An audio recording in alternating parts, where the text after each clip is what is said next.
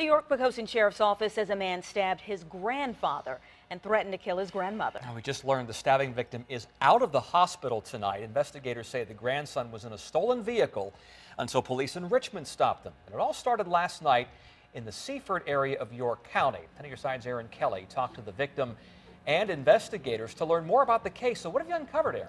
Well, the victim says he believes his grandson may have been on heroin at the time that this started, and he's blessed his injuries weren't worse.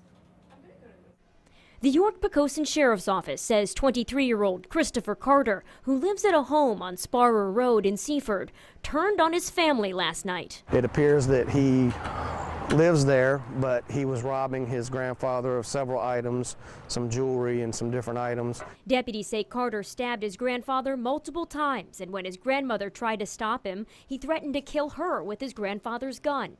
Lieutenant Dennis Ivy says investigators found out about it after the grandparents drove to the hospital. And we found out that the suspect was in the Richmond area, and Richmond were able to stop him in the stolen vehicle. He did steal his grandfather's vehicle, and they were able to apprehend him in that vehicle and arrest him without incident. The grandfather says Carter stabbed him 8 times and took more than $400 in cash.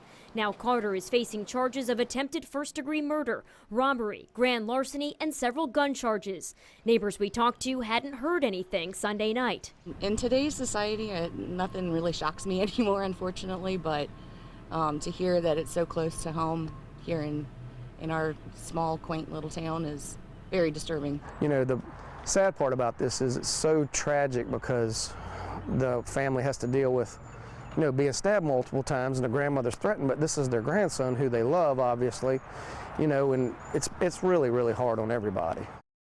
Now investigators will bring Carter back to York County to appear in court. Court records show he pleaded guilty to drug charges in York County a few years ago. Erin Kelly, 10 on your side.